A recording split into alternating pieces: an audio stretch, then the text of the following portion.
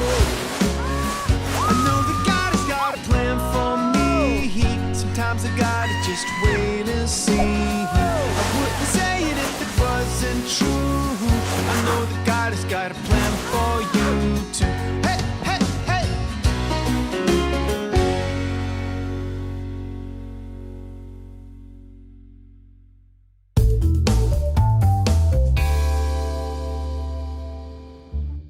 I'll be with you in a minute, Hemi. All of the readings at Mass come from the most famous book in the world, the Bible. When you pick up the Bible, it may seem like you're holding one big book, but in fact, the Bible is a collection of books. 73 to be exact. Yes, thank you, Elijah.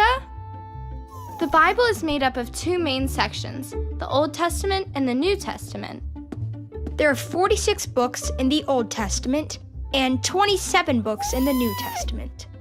Which adds up to 73. What are you trying to tell me, you silly gerbil? You want me to follow you? Okay, show me the way.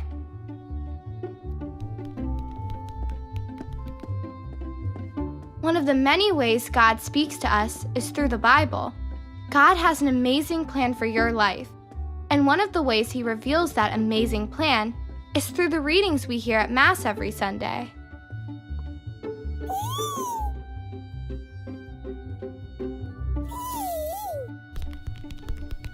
Hemingway, no!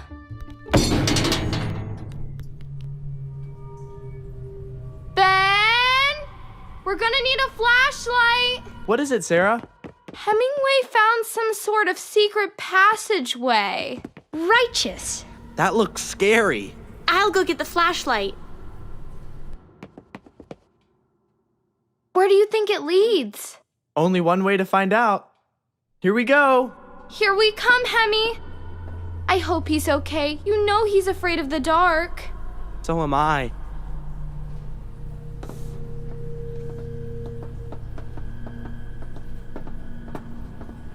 Ben, I'm scared.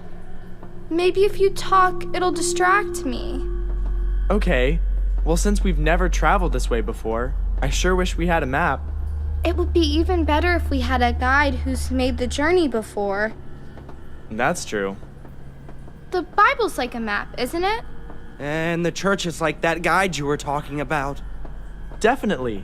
The Bible and church are here to help you make your journey through this life into the next life, so that you can live with God in heaven forever. This is working. I'm feeling less scared. Don't stop. Didn't God speak to people over and over throughout the Bible? Yeah. God spoke to people, guiding them, encouraging them, inspiring them, and warning them.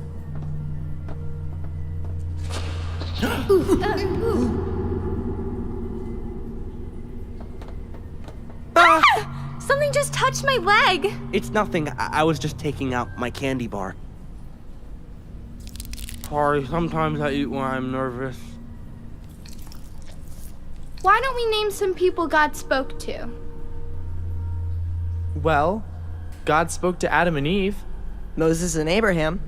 Noah and Jacob. Rebecca and Ruth. Mary and Paul. What is truly amazing is that He spoke to each of them in different ways, but He spoke to them all. And now, God wants to speak to you.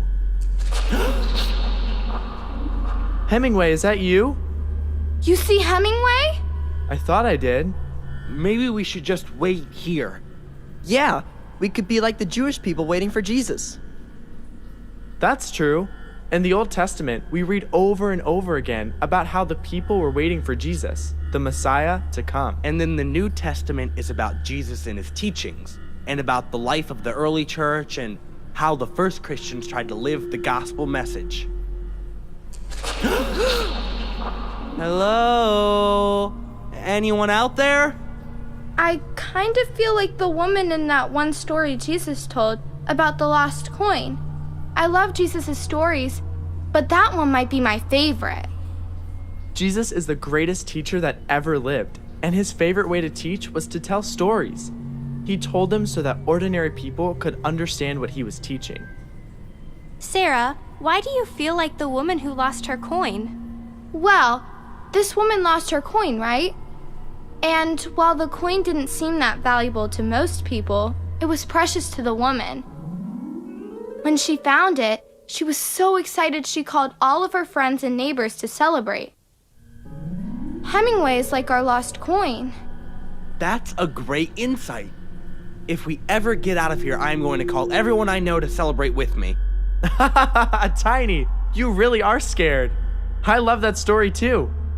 After he tells the story, Jesus says that this is how excited and happy God is when one of his lost children returns home. It's just another example of Jesus teaching us that no matter how small or insignificant we may feel, God will always rejoice when we return home to him. It's Hemingway! Hi, Hemingway! It looks like Hemingway is trying to lead us somewhere. Let's follow him and see what he found.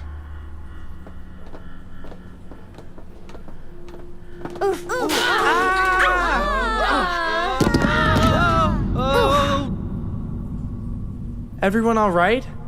Yeah.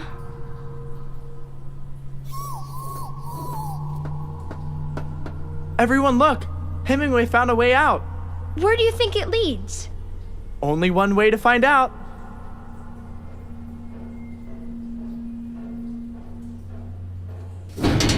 Ben, sweetheart. Mom, is that you?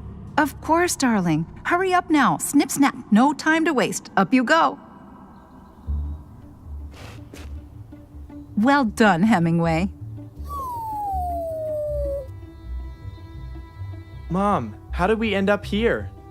Hemingway led you here, of course. Oh, Hemi, you clever thing.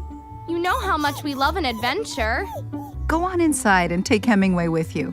I made you all some treats. I know how Tiny gets hungry when he is nervous. You're so right. I could eat, thank you. Hold on a second, Sarah. I have something for you. Really?